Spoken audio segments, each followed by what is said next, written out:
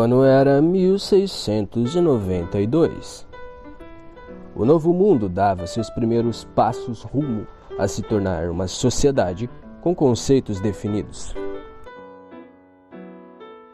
Porém, de todos os lados, haviam inimigos. Conflitos constantes com tribos nativos americanas querendo retratação de sua terra que fora roubada, e também conflitos com a coroa britânica, querendo controlar seus filhos e os filhos dos outros.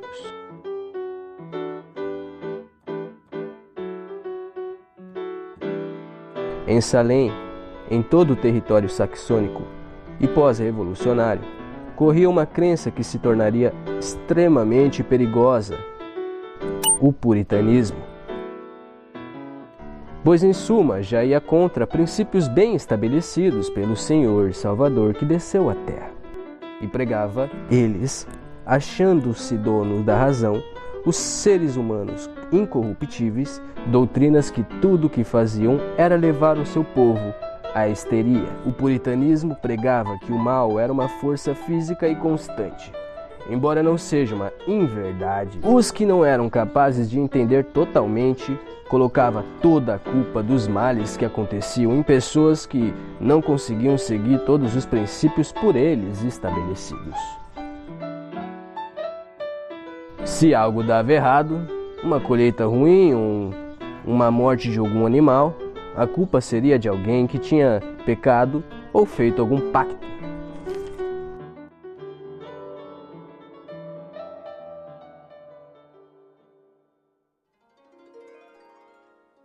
Por causa de uma pressão social coletiva arrogante e altiva, inúmeros jovens, majoritariamente mulheres, começaram a serem carregados e oprimidos por forças verdadeiramente malignas. Sempre que o homem usava da religião para oprimir os menores, isso pois acontecia, assim como aconteceu no tempo de Jesus, quando quem ditava as regras, especificamente em Jerusalém e redondezas, eram os fariseus, e com suas doutrinas faziam aqueles que queriam amar a Deus carregarem fardos pesados. Isso acontecia em Salem, quando jovens e adolescentes passaram a ser atormentados por espíritos malignos e enganadores, e passaram a ter convulsões e ataques epiléticos, gritos, contorções e delírios. Eu não posso dizer que não eram maus espíritos, mas eu posso afirmar de onde eles vieram. As falsas doutrinas causavam manifestações físicas nos jovens, e por consequência, como uma pandemia, os espíritos passavam de um ao outro, não havendo neles a fé em Deus, mas sim o medo do desconhecido.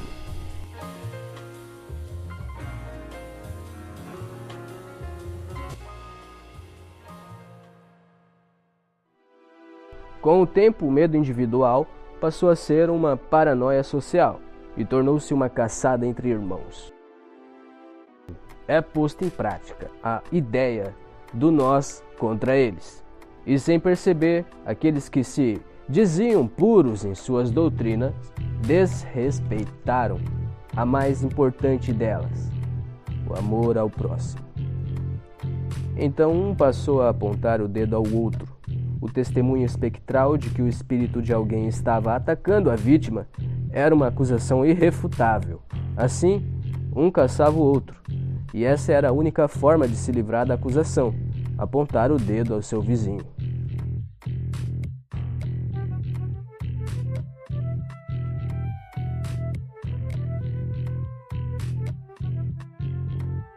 Já existiam tensões por inúmeros motivos: briga por terra, briga política e classes sociais, o que incentivava ainda mais o falso testemunho para fins de ganhos pessoais.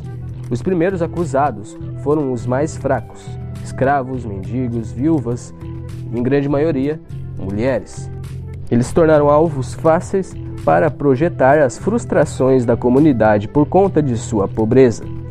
Salem entrou em colapso. A sobrevivência passou a ser dependente total da tal pureza, e a empatia foi substituída pela autopreservação e o orgulho. O medo do outro, o diabo, fora usado para mascarar o medo do vizinho, e isso terminou quando o alvo chegou nas elites.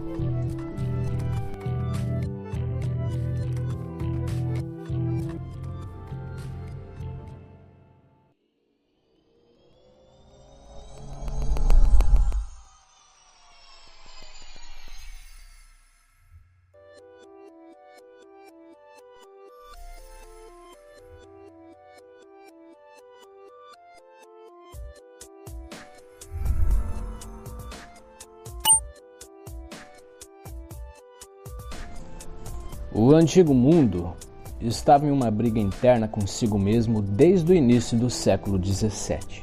Após a reforma protestante que veio tentar reformar a fé, causou, no fim, divisão. Os realistas eram cavaleiros que apoiavam o rei, Carlos I, e uma visão mais ornamentada de vida e de crença.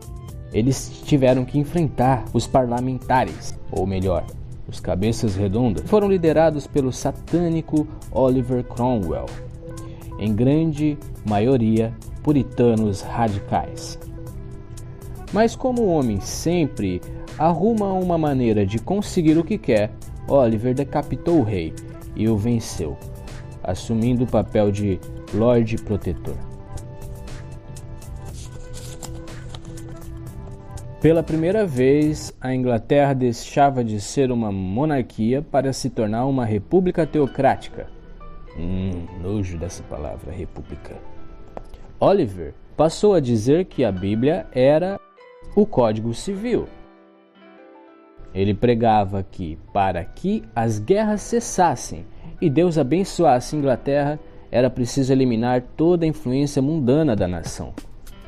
Então, uma tentativa de tirar influência do anglicanismo levou à proibição de um dia importante para muitos, o Natal.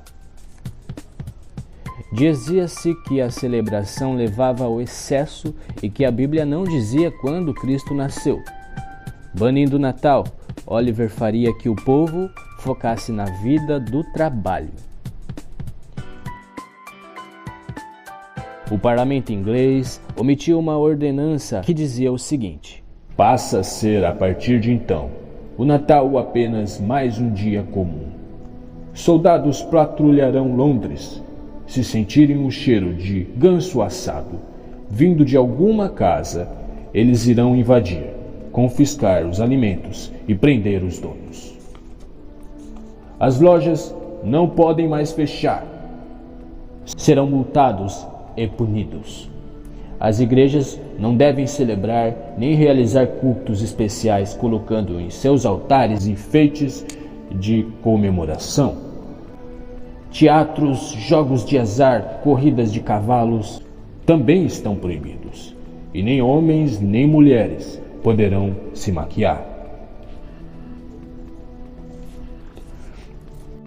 Mesmo assim, quem creia não parou de celebrar. E o Natal virou algo clandestino. Revoltas violentas ocorreram como as que ocorreram na cidade de Canterbury, onde o povo foi à rua gritar frases, mas foram respondidos com golpes. Ainda assim, tinha aqueles que achavam que a Inglaterra jamais ia ser pura o suficiente. Esses viajaram às Américas e fundaram condados por lá. Quando eu digo que os puritanos erraram nos princípios do Evangelho, não é para defender nenhuma doutrina dessa época não, visto pois que todos erraram, e ainda viria a verdadeira reforma alguns anos depois. Mas eu gostaria de exemplificar os erros com versículos. Eu não vou explicá-los, então tente você entender. Êxodo 20:16. Não darás falso testemunho contra o teu próximo. Tiago 4:11. Não falem mal um dos outros. Quem fala mal de seu irmão ou julga seu irmão, fala mal da lei e julga a lei. Provérbios 6:19-11. Há 6 coisas que o Senhor odeia. A 7ª ele detesta: a testemunha falsa e quem espalha mentiras, e aquele que provoca contenda entre irmãos. Colossenses 2:16. Portanto, ninguém os julgue pelo que comem ou bebem, ou por qual festival religioso celebram. Romanos 14:5. Há quem considere um dia mais sagrado que o outro, há quem considera todos os dias iguais. Cada um deve estar convicto em sua própria mente. Alma 37. Ora, não havia lei contra a crença de um homem, pois era contrário por mandamento de Deus que houvesse uma lei que forçasse os homens a serem iguais aos outros. 3 Nefe 14, 1 ao 2. Não julgueis, para que não sejais julgados, pois com o peso que julgardes, também o será. Alma 1, 32. Aqueles que não estavam com Deus entregavam-se a ídolos, magias, contendas e fofocas. Mateus 23, 25 a 26. Ai de vocês, mestres da lei e fariseus, hipócritas! Vocês limpam o exterior do corpo e do prato, mas por dentro estão cheios de ganância e cobiça. Mateus 15, 11 a 19.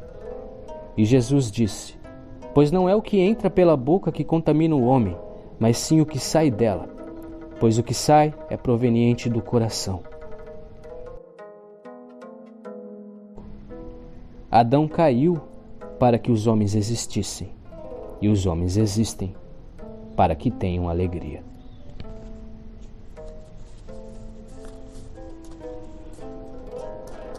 Esse foi o vídeo de hoje e gostei bastante de falar desse tema. Eu pretendo voltar agora com mais frequência para o canal e buscar mais temas. Mas eu peço que vocês compartilhem comigo ideias e o que acharam de todas essas histórias que eu contei hoje. Tem muitas histórias pelo mundo para exemplificar essas questões de como o homem pode exagerar no seu próprio entendimento, no orgulho e na altivez. Eu peço que vocês deem um like, compartilhem o vídeo para quem gosta desses assuntos e comentem aí também o que mais te interessou. Até a próxima!